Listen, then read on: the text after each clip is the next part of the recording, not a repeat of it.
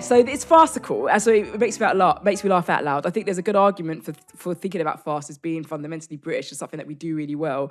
And as I've gotten older and I've gotten into comedy writing as a job, it's a really great example of all the things you need to do to make something inevitably funny. It's inevitable if you take someone and just make his predicament worse and worse and worse and worse until they're in a field naked with a monk and a woman trying to seduce the monk to get trying to seduce it. Sorry, it's not the monk. He's dressed as one, isn't he? Yeah. And he's got and he's got to try and get this guy's kit off because he needs a suit. I mean, how do you go from I'm late for a meeting to I'm in a field, I'm in the woods with a woman that I'm not supposed to be with, but we're going to seduce the guy? I mean, it's just like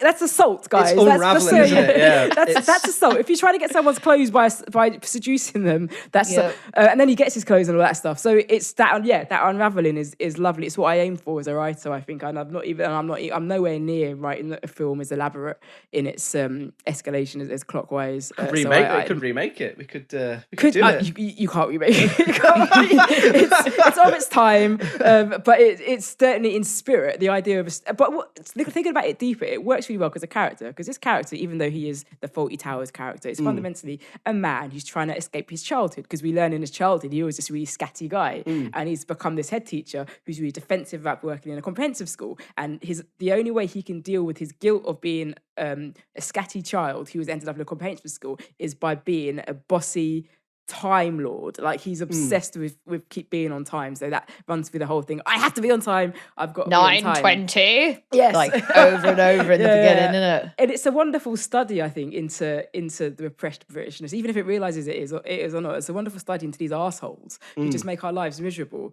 for no reason whatsoever because they all need therapy. But instead of getting therapy, he's just decided to get himself obsessed with punctuality. So on a character level, that's just really that.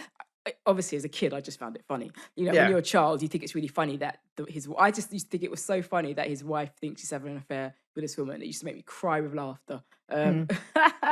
You've got it wrong. He loves you. But it used to make me laugh a lot.